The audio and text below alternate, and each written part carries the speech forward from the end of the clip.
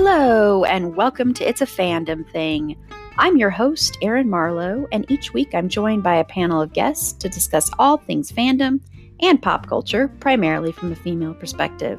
You'll find everything from fanfic, to cosplay, to Schitt's Creek, to Supernatural, and everything in between. So put on your favorite piece of fandom merch, set aside that fanfic that you're writing about your OTP, and sit back and enjoy this week's episode.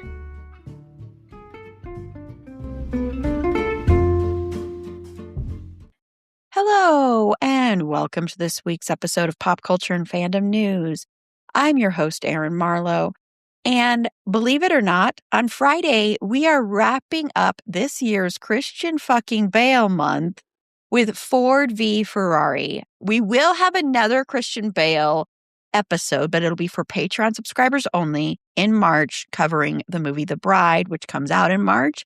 So become a Patreon subscriber today for as little as $3 a month. And you can get that and other great bonus content, episodes a day early, all of that. Link in show notes, or go to our website. It's a fandomthingpod.com and click the contact us. Not contact us, sorry. Go to it'safandomthingpod.com and click the support us tab there.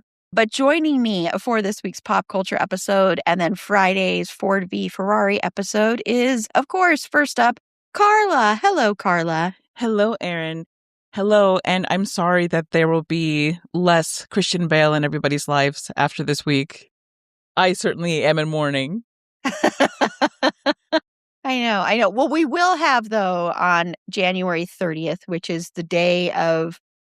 We're not doing one of his episodes right now, so whatever. It's his birthday, okay? I know I'm not supposed to say that before his birthday, but it's his birthday, and so we're doing a celebration. It's going to be a little bit different. It's not going to be trivia. It's going to be this fun little head-to-head kind of game, but it won't be head-to-head of like, you have to name what roles or movies fit into certain categories. Erin A is coming up with these categories, so I'll be playing. So tune in for that. So follow us on our YouTube channel and you can get notifications for that. And then also joining me and returning from last week is Sara. Hello, Sara. Hello, everyone. Thank you both so much for joining me this week. So let's first kick off with some pop culture and fandom news, and one thing that we are into, looking forward to, upset about, whatever that might be. Carla. Okay, so listen. There are so many things that I would much rather be talking about. So many other things. But I feel like I have to talk about this, and I'm very mad about it. It's the book Carless People by Sara Wynne Williams. And I'm really annoyed. I'm so annoyed because it's not a good book, okay? It's not written well. It's kind of self-serving.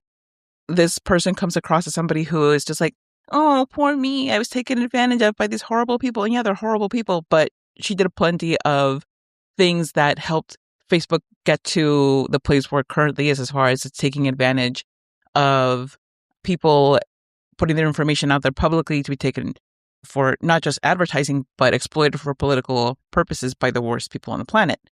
Anyway, the reason why it's still important to read is because it goes into a lot of the background of how all of that happened, the political use of Facebook and its information, and why Meta as a company is not an ethical company at all. It only served to reinforce why I went away from the meta bubble. And just, it makes me so incredibly angry that all of these things are allowed to happen and that all of these governments are just letting this happen because it benefits them. The people in power are using it to stay in power, and the people who are not in power but aspire to be are using it to put themselves in those positions. For example, the whole United States in its current state. I can't even say take it with a grain of salt because I truly believe that the things that she says happened. But this is also somebody who called the Prime Minister of Canada the President of Canada. So, again, not the brightest crayon out there, okay?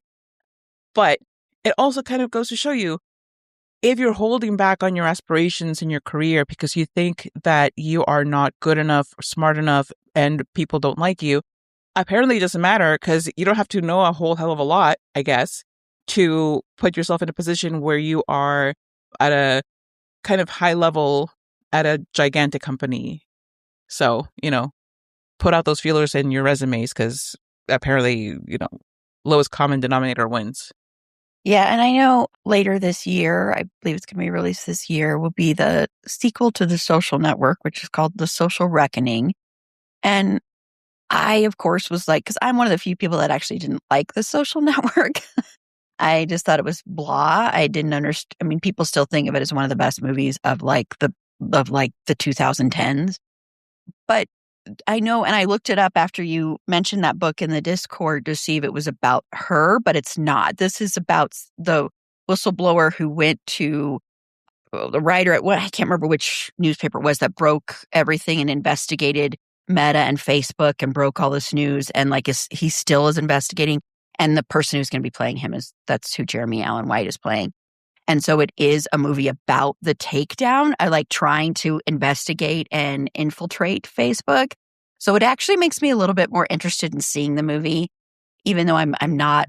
I think Aaron Sorkin is very overrated as a writer. But I mean, plus the cast. I mean, not just Jeremy Allen White, the cast of this movie. It's really annoying how good this cast is. I know, because reading this book, now I want to see The Social Network and I'm going to want to see The Social Reckoning. And it makes me mad because I don't want to deal with any of this. Oh, you've never seen The Social Network? I have not.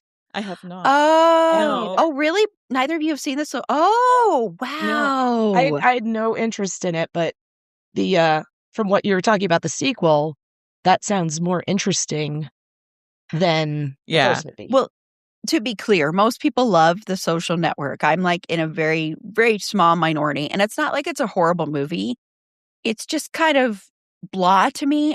But however, I will say it never once paints Mark Zuckerberg in a good light. I want to just to let you know that. Jesse Eisenberg plays Mark Zuckerberg. And it's, wow, I just realized their last name's kind of wrong. Anyway. Don't they?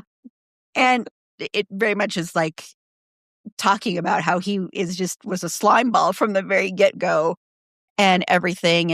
And this was when Andrew Garfield was first coming along. And I actually don't think he's as great as everybody thinks he is in that. And I love Andrew Garfield. And warning, Armie Hammer is in it. This is before anyone knew what a disgusting piece of shit he allegedly is. So just to let you know. But yeah, you should definitely watch the first one, I would assume, before this one. I mean, I don't think any of the people from the first one are going to be in this one. But yeah, I mean, like the cast, though, is like, oh my gosh, the cast of this one is unbelievable. So yeah. So I am actually now looking forward to it more now that I'm really looking at what the movie's going to be about. It's just Aaron Sorkin just overly writes the dialogue where it just feels so unnatural to me that and I know most people love him because they think his dialogue feels natural. I'm like, it's like when Dawson's Creek first came out and everybody was like, it's so smartly written because kids really rarely get a chance to show how smart they actually are. And it's like, yeah, kids rarely get to show how smart they actually are, but they still don't talk like this. Yeah. Yeah. And I mean, I love Dawson's Creek, but no. No. So cool. Well, now I'm like, because I'm kind of curious to read that book, even though I know it'll infuriate me, or listen to it. So. Oh, she narrates the audiobook, by the way. Oh, okay. Yeah. And listen, not to dig at people who write who narrate their own books. I think that sometimes it works great. Sometimes it's just kind of showing how into yourself you are. I won't say which one this is. I'm just letting you know she narrates her own book. I have a guess at which one it is. I know. I was just going to say the same thing, but yeah. Well, thank you, Carla. So, Sara. Okay. There were like 4 things this week that I was like super excited about, but I'm only going to talk about one of them. So, season 2 of The Pit is out. There's 2 episodes already, and I am absolutely loving it. I loved the first season. I thought it was absolutely fantastic. But what I was really super excited about is in episode 2, and this is not a spoiler at all, patient comes in with respiratory distress. He's, as Strider, trouble breathing. and they're in the trauma room going over what it could possibly be. And someone mentioned subglottic stenosis. And I literally screamed. And this is why. I have subglottic stenosis. It's a rare disease that affects 1 in 400,000 people, mainly Caucasian women between the ages of 30 and 50. It's very hard to diagnose, usually gets diagnosed as asthma, heart conditions, anxiety, because, women, everything's anxiety with us. But it was so nice. I mean, this is just a example of representation matters. And for me, it was just nice to see this disease that so many of us suffer from, even though it's considered a rare disease, mentioned in popular media, mentioned in a TV show, because I can't even tell you how many doctors I have educated about this. Every time I go to a new doctor, going over illnesses, whatever, I'm like, and I have subglottic stenosis. What's that? Well, let me tell you, it is scar tissue building up in my trachea that is slowly strangling me to death. And I have to go in every couple of years for surgery so I can breathe. So, I mean, I know it's like one little thing, but to me, it was so important.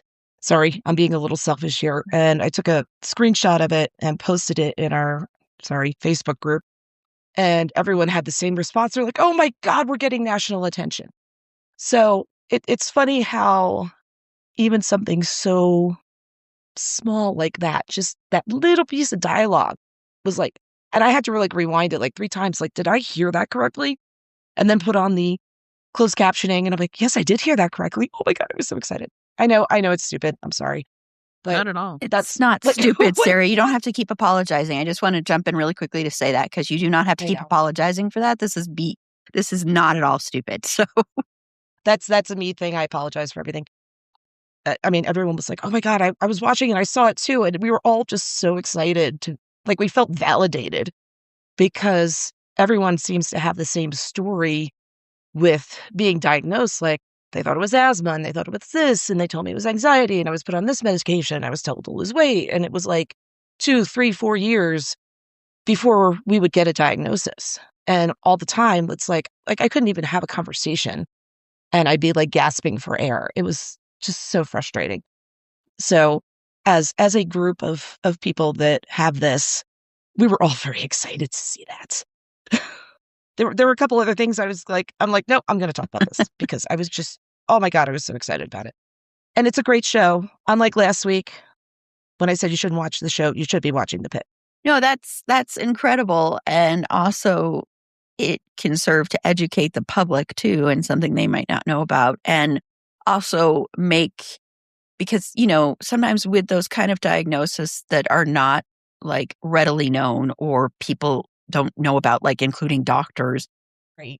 When you see them get recognized in something that is so popular as that show is, that can help legitimize people when they're going in there and reduce the stigma, or also the fact that, it happens in the medical field where people will get dismissed a lot and be kind of brushed off and told it's all in their head, or it has to be this or something like that. So anything that can legitimize stuff like that more, and it's not that it's not legitimate, but to legitimize it in the mainstream, and to take away where people can actually know where it is and know what it is and be like, oh, okay, well, since it was on here, maybe I can believe people more, which you should anyway, but you know what I mean? So that's amazing that they did that. That's awesome that they did that. And I'm really glad that you were able to see that and experience that, and that everybody in your group and people that suffer from it that watch the show were able to experience that, because it is true.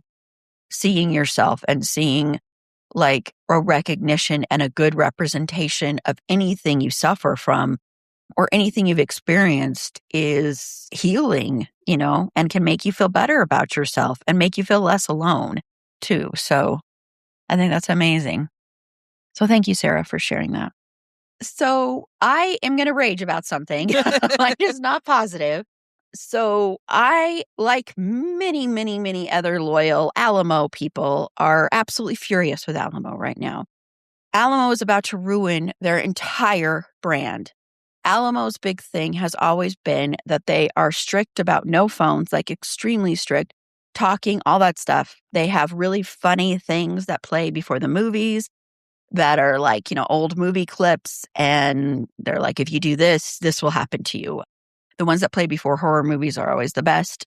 But they have decided that they implemented QR codes back in October, which was something I was very hesitant about because I didn't want the servers to get taken advantage of or to lose any pay. But the servers kept pushing it, kept like saying, no, it's okay. So they would do like the QR codes up until the movie started. And then they turn off the QR codes. You'd go back to pen and paper. So you'd write down if you need anything else, you write it down, you put it in the little thing, you push the button, and that notifies them, the server, to come along. They take it. They don't talk. They just take it, look at it. Unless they need to ask you something, then they ask it in a whisper. Go about, and then you get your check texted to you to close it out right when the movie ends. And you've got about 20 minutes to close it out. If you don't close it out, they close it out for you. And this part I liked. They close out for you and they automatically tip 20%. So it's not like if you forget to close it out, the server loses a tip, and the food runners as well. So, they had this big thing. Aziz Ansari was doing like the opening thing during like the pre-show. You'd see him and he'd go, okay, do the QR codes. And then, blah, blah, blah. And then right before the trailer started, he'd come on and he'd say, okay, you've got about 10 minutes, roughly 10 minutes to keep using those QR codes. And then when the trailers were over, he'd come back on and say, okay, now put those phones away, switch to pen and paper. All fine and dandy. Well, now they are getting rid of pen and paper entirely. And starting in February, mid-February, they're going to turn to QR codes solely. So you can use your phone to order in the middle of a movie. And they swear they're still going to keep to their no texting, no being on social media, no bright stuff. They're going to keep, it's going to be in dark mode, the site that they're using. This is such bullshit because, number one, they're doing it, in my opinion, to cut back on costs for employees. As far as like not costs for employees, but they want to cut back on staff. They want to cut back on what they have to pay out. So that's why they're doing this. That's what I believe. That's what a lot of people believe.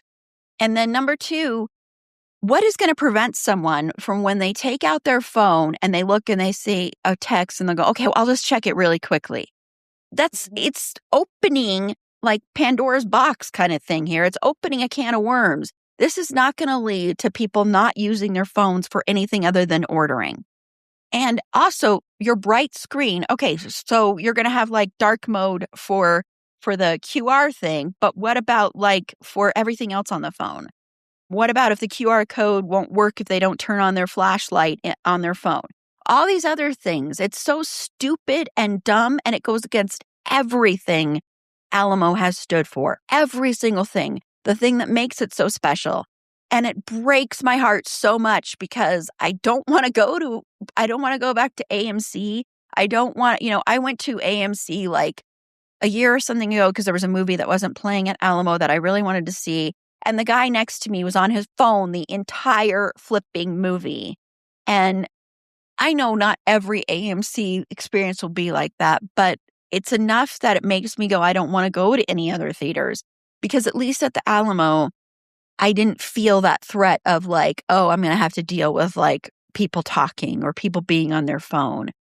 And this is just opening that up. And it's just, they say they're doing it to make the movie-going experience better because they're like, you won't have the interruptions of check drops. You won't have the interruptions of people coming and delivering food, but they're still going to be delivering food. So I don't understand what they're talking about there. But you're not going to have the interruptions of the servers coming through or whatever. First off, if you're going to do the QR codes just in the beginning and you have those, then you don't have check drop. You don't have it. It's delivered to your phone. Second off, this also prohibits, people that, if people want to pay with cash, if people have all these other things, if dietary restrictions, it's a lot harder to customize stuff through the QR system. I have something where you get 10% off food and drinks. You have to show that to the server. They don't have any option in there of putting that in there. You have to type in your card. It doesn't have like automatic save or anything like that. So if you're sitting there and you're using a QR code in the middle of the movie, you're going to have to light up to see your card number. and they say they're changing, they're going to change that. Well, then why would you even roll this out without even having that implemented first off? And there's all these other things. And so right now, every like Instagram post, every like, Twitter, every kind of, social media post, people are going on there and commenting just like, this would be great if we didn't have this anymore or this anymore.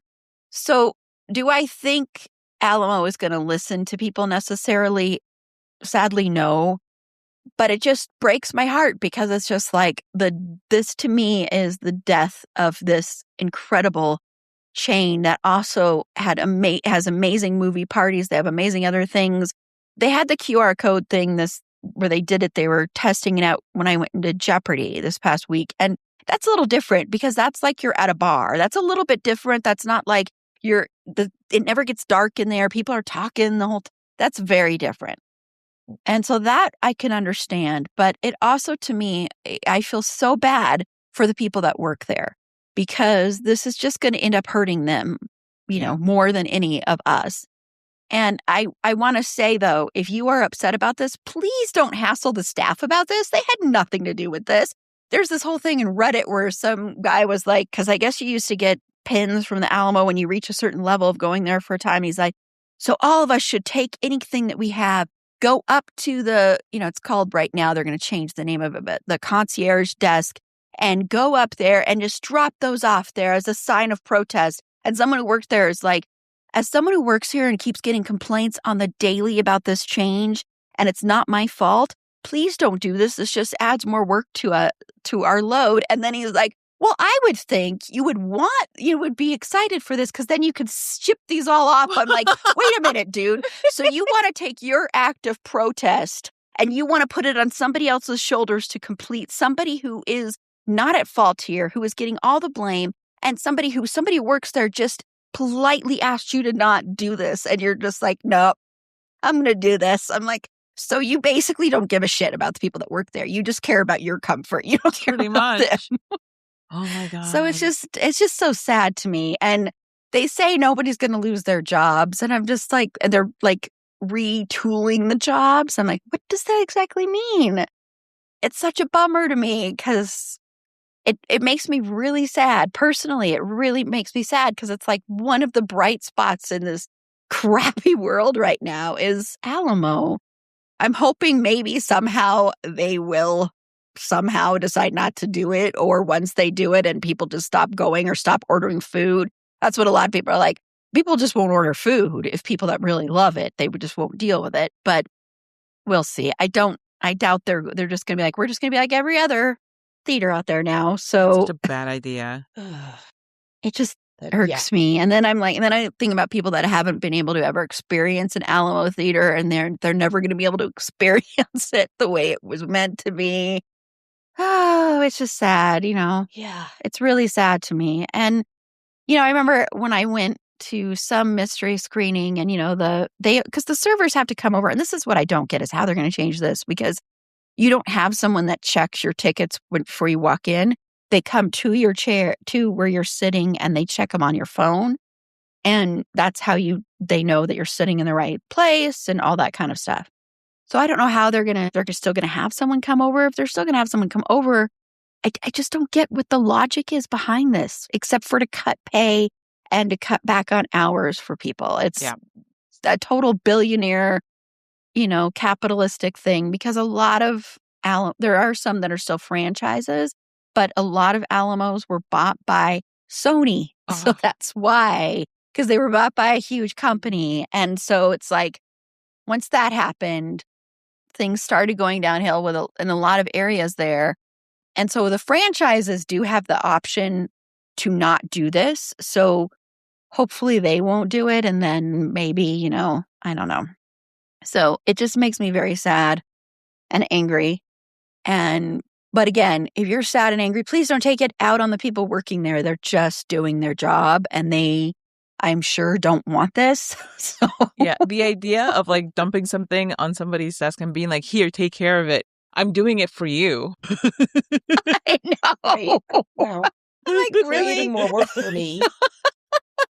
And especially when they just asked you not to do that. And they asked in a very kind, polite way. They're like, please, I understand what you're saying, but please don't do this. We're getting inundated with people being upset and angry and, so. And a lot of people, I'm sure, won't know about this until it happens. A lot of people will have no idea that this is happening.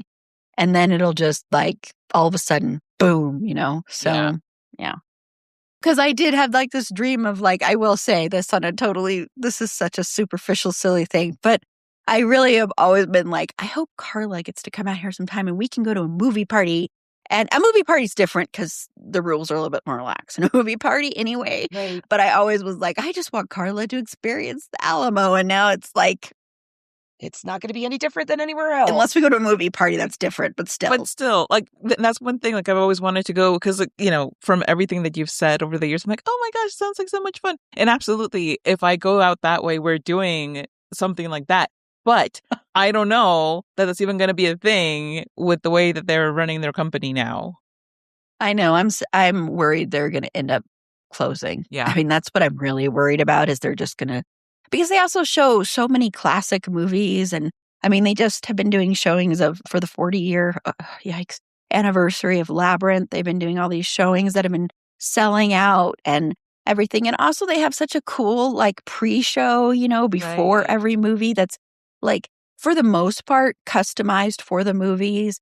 And they're just so cool and interesting. And I mean, sometimes they're not as good as the others. The mystery screening ones are kind of like whatever, because usually they're not catered to the movie. So it's just like some random weird clips thrown together.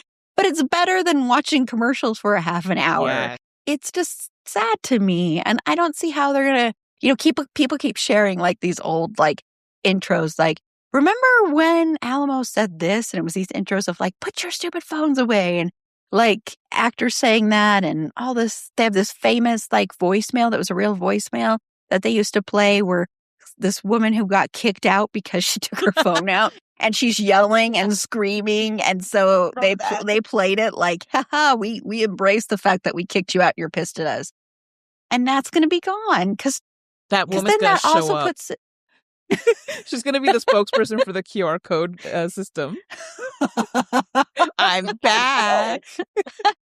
Because, people are also saying, so like, that's going to make it so much easier for other people in the theater to know who is calling you out. Because how are you going to also be able to tell? If someone is on their phone, how are you going to be able to tell if they're ordering or if they're using their phone in a way they're not supposed to? Right. That's the other thing. So please reverse your decision, Alamo.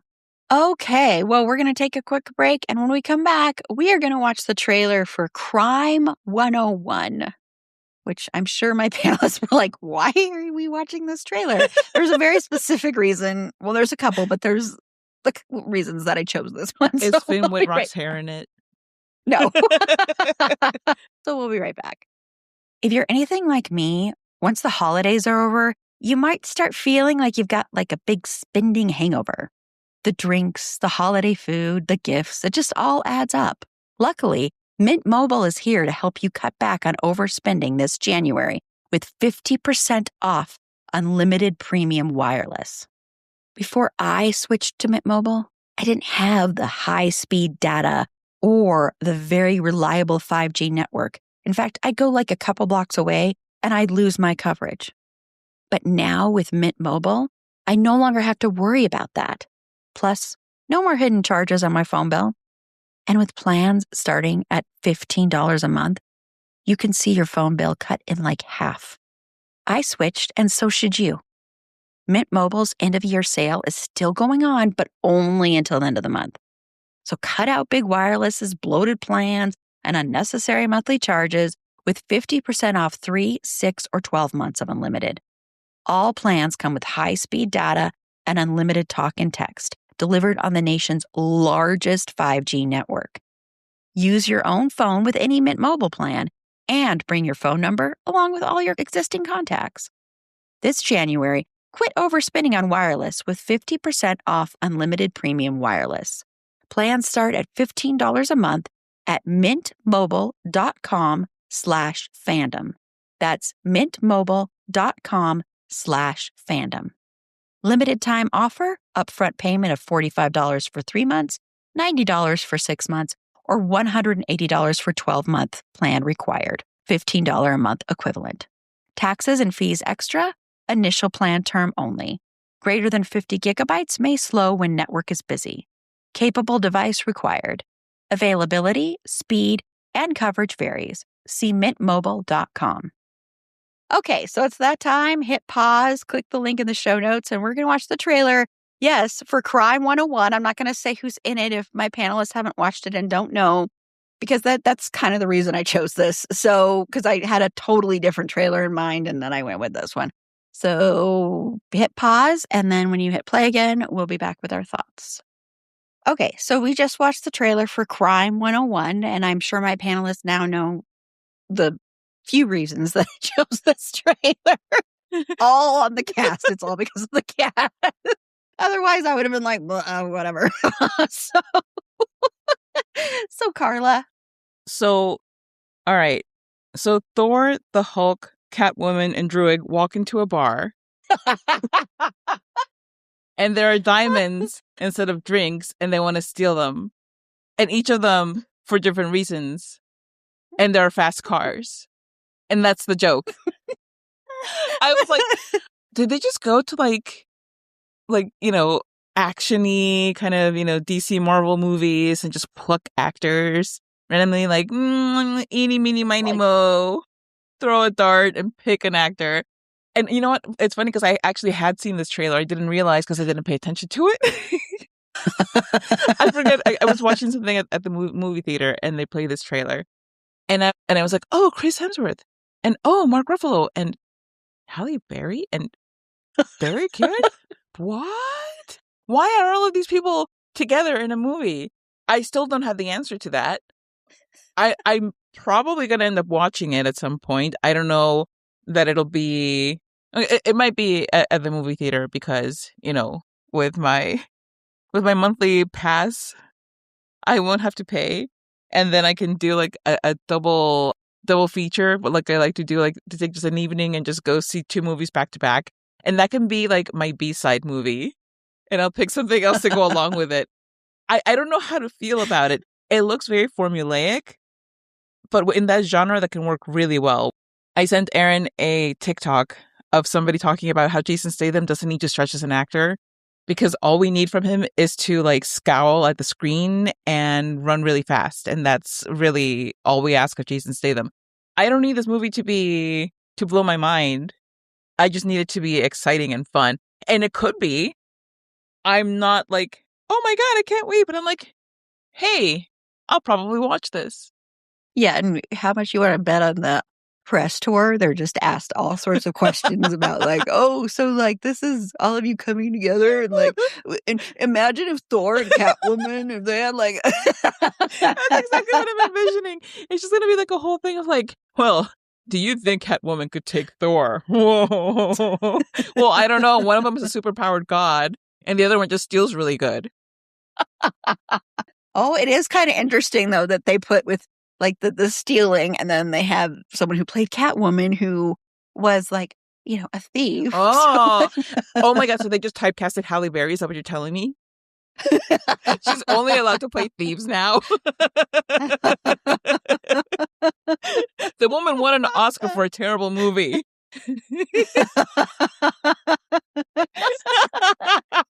She can do more than steal. Well, they're doing also Marvel and DC, so it's not like they're just strictly... Right. They just want to cross the entire gamut of like comic-themed properties. And we're like, you know who would be great on screen together? I don't know, but let's throw their names in a hat and find out. Oh, man. So Sarah. This looks good. I think I've seen this movie before. Maybe. Or some version of it. I don't know. No. No way. This is a totally original idea, Sarah. Is it another Fast and Furious movie? I don't know. I mean, it could be. It's Midlife Crisis, Fast and Furious. Midlife Crisis, Fast and Furious. Fast and Furious. Yeah, that being said, I probably will watch it at some point. Streaming, not paying for it.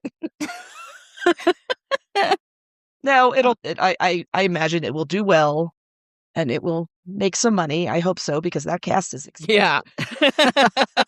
That is not a cheap cast. Can you imagine if like they go all in, we're going to get this person and this person, it makes $2 in the box office. Yeah, it's happened. It's bankrupted studios before. Yeah. Yes, it has. Waterworld. But yeah, I think that's a wait until it's streaming on Netflix one for me.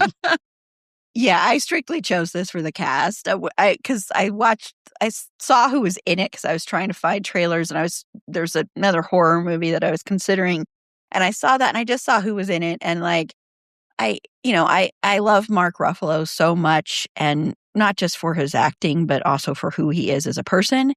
And so that was part of what attracted me. We covered Thor earlier this month, so Chris Hemsworth doing an American accent, and he seems to be doing a very good job at it. So yeah, and Barry Keoghan, I am a fan of his. That blonde hair though is really throwing me. That was a choice. And seeing Halle Berry also as, one of the top billed, the 4 main people are those 4.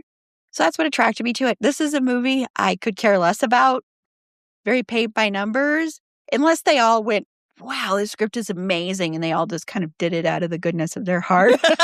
Somebody owes somebody a favor. Yeah. But I mean, I will probably stream it. Maybe if I'm bored, I'll see it in the theater. I don't know, but yeah, I just wanted it just for the cast. That was solely the reason I picked it. So thank you both for that was a great moment of hilarity. Thank you so much. I could have chosen that they did this. Oh my gosh, I'm so tempted to show it to both of you if I can find it, because I only saw it on like Bloody Disgusting's page. But there is a new horror movie, a Betty Boop horror movie. What? Where Betty Boop is a villain and a murderer. Oh my God. Immediately, as soon as something goes off copyright, they're like, let's have them murder somebody. You know what would be really fun? Murder. Yep. I almost was like, maybe we should talk about this. It's like Winnie the Pooh, Blood and Honey all over again. So I will also put a link to this for everybody listening for Betty's Revenge, which is the Betty Boop horror movie. I just showed. Normally I would be so mad because Betty Boop supposedly was actually based on a Black woman. And I don't think that the person playing Betty in this movie is Black. So normally I would be like really upset about it. Right now, I'm like, maybe I'm not so upset. Let somebody else take that hit. Because, the acting in this movie looks so good. And it looks like Fantastic. yeah, like it seems like it's gonna have like an amazing script, just like just shy of Sinner's quality. So I'm not gonna be very upset at this one time. Oh man, so yeah, there you go. Amazing. Thank you, Erin, for bringing that to our attention. You're welcome. I do like that they got in that boop. Wow. Oh my God. Okay, well, on that note, we're going to take another quick break. And when we come back, Sara is so excited for what I chose for us to do. We're going to... You hate us. You really hate us. I'm convinced. You emailed me and was like, this is really hard. And I just ignored it. I got no response. I'm sure you were laughing maniacally. But I am going to ask what a dream pairing, because it's award season and you'll see actors interviewing actors, directors interviewing directors, all that stuff. So I just want to know a dream pairing for an interview. So we'll be right back. Okay, Carla, were you as upset when you got this question about your dream pairing for 2 people to interview each other as Sara was? Only because I'm like, oh my God, there could be so many. There are just too many combinations. And do I want them to be good combinations? Or do I want them to be just weird as hell? Oh, that's a better way to approach it. Because I love the idea of weird as hell. And also just, like, do I want to be serious about this? Like, okay, what do I want to do? So I'm just going to go with, like, it's not weird. Okay, I'm just going to say that first. It's not weird. It just is what it is. All right? I would love to see Catherine O'Hara, because she's played many an iconic mom, right? Like, from everything from Home Alone to Schmitt's Creek and other stuff that she's done, because she's done so many things. Beetlejuice, yes, thank you. Yes. Oh, you're right. We've already said it twice. No more. No more. No more. I want to see her interview an iconic father. I want to, and this is not an actor, but I would want to see her interview Pope Francis. Whoa. Wow. Because as a Catholic priest, sometimes you call them father. Yeah. That would be interesting. But the more serious side of me wants to see her interview Pedro Pascal, because he's an iconic, visual media dad. He's played like so many dads and father figures. And I would love for them to interview each other about that particular dynamic in their work. Because, she's explored the comedic side. He's explored the more serious side. And they're both capable of, I think, doing that. Like, on Saturday Night Live, he's amazing playing the mom of Marcelo Hernandez. So good. And she has the chops to do anything she wants. I would love to see them talk about their work, which is just so different from what each has done. And I think that could be interesting. But really, it would be really cool if either of them would interview Pope Francis. I mean, he's been dead for a while, so that would be really hard. But if they could pull it off like a seance, I don't know. Well, and I did say they didn't have to be alive. Right. Right. And I mean, you didn't specifically say that they couldn't be actors. That's true. So he acted as the presence of God on earth. So, close enough. That was his job, literally. So, yeah, that's my choice. Yeah. So I gave you both my ridiculous answer and my more serious answer. So I covered both. Boom. I love that, though. I love that. Thank you. Thank you. Great choices. And I'm sure Sara would tune in to the Pedro Pascal one, definitely. Oh, I would tune in for that one. And I love Catherine O'Hara, so yeah, I think that would be a fantastic interview. She's amazing. She's amazing on The Studio, by the way, if you haven't watched that. I have not watched that. I still need to watch that. So, Sara. This was hard. I know. I'm sorry. You were so angry at me. I'm really not. I actually asked my husband this question because I'm like, Erin gave us the hardest question.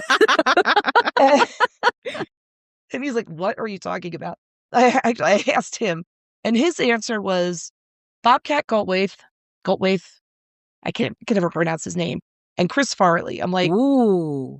Oh, that's actually a really interesting combo. Yes. Like, yeah. What? But Sara doesn't agree with it. But no, it was just more of like, why? I don't know why he like didn't say why, but it would be interesting. I had there were so many ones that I thought of for like various reasons, and the one that just sort of popped into my head this morning, and I'm like, you know what, I'm going to stick with that. It's kind of boring, but I love them both. Would be Sir Patrick Stewart and Sir Ian McKellen, because they just have such a wonderful friendship and have worked together and have played such iconic roles over the years. I just think it would be like a fun, interesting conversation between the two of them. And I think they would be silly and serious, and I meant to look up and see if they've actually done that, because I feel like they probably have, but I didn't get a chance to. So I don't know if they've actually done that before, but I feel like it's something that they would do. But I think that would be an interesting conversation between the two of them. Yeah. Yeah, and they could just keep calling each other sir. Yes. Yes, sir. Sir, yes. Sir, yes. And I could totally see that happening. Sir, I'd like to ask you. Yes, sir. What would you like to ask me? Ian just keeps calling Patrick Picard. Patrick keeps calling Ian Gandalf, yeah. or something like that. Yes. Very good. Very good, Sarah. See, you did it. You did it. No, it was hard. I know. Well, I went a very depressing route here. Very serious. He didn't go silly and like call up the spirit of a faith leader from the past. And now I'm like, I wish I could just like, I'm trying to think of some weird combination with like, I'm trying to think of like pairing John Waters with somebody. And, but I just don't know who it would, because I think John Waters would be fun with anybody. Yeah. So pretty much John Waters interviewing anybody would be, John Waters and Nicolas Cage would be interesting. Oh my interviewing each other. God. But that's not the one I came up with. I came up with two dead people.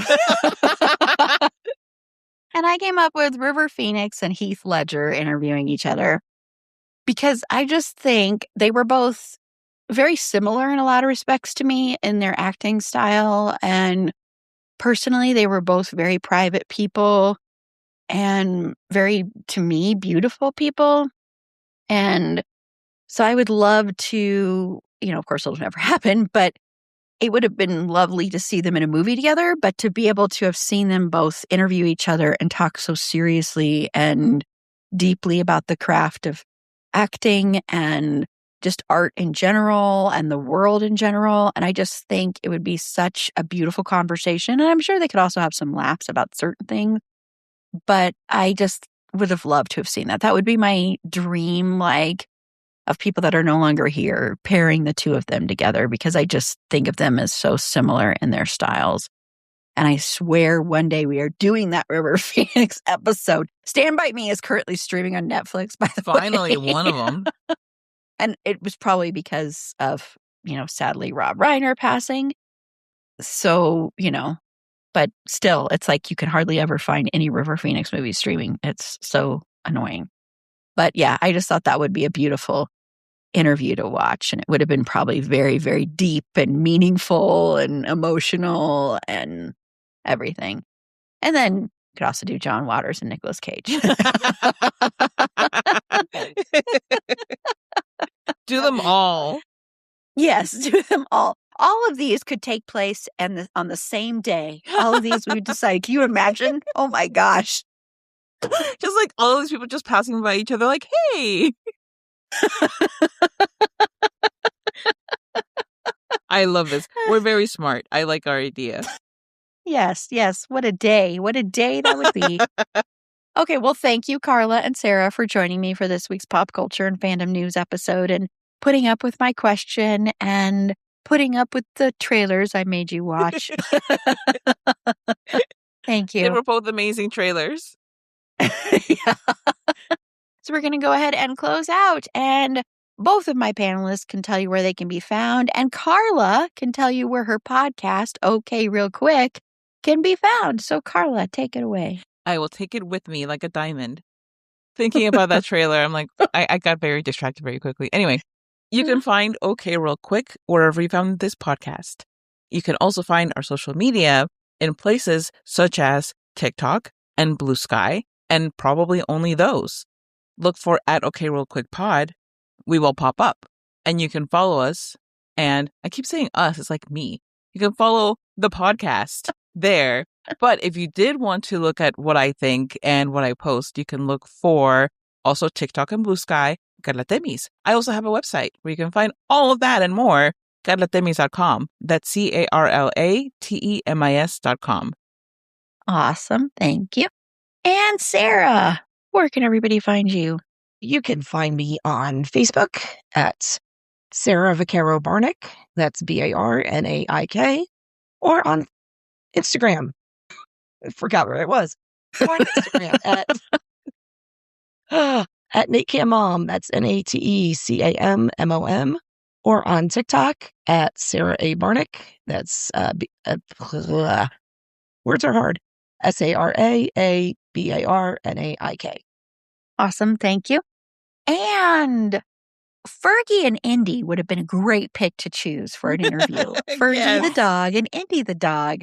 That would have been amazing. They would bark at each other. It'd be just full of laughter and surprises. Fergie would probably walk off the stage. I've had it with this dog. Goodbye. But Fergie the dog loves horror movies. She loves Abbott Elementary, and she loves true crime. And you can follow her on TikTok, and I swear I will do a TikTok for her at some point soon. But that TikTok address is Schroeder and Fergs. That's SCHROEDERANDFERGS. It's long, but it's worth it. To find all our past episodes, links to all our social media, including our Discord server where you can come and talk about politics, movies, television, actors. You can give us your dream interview pairings. You can head on over to our website. It's a fandomthingpod.com. And while you're there, consider, again, becoming a Patreon supporter today. For as little as $3 a month, you get ad-free content, episodes a day early, and you get bonus episodes as well. And that can be found on our website. It's a fandomthingpod.com on the Support Us tab. You can also find the link in the show notes.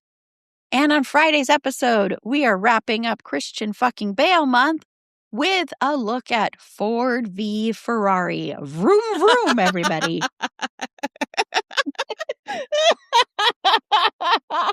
Whew, okay. Very serious now. So serious. So until next time, remember, it's a fandom thing.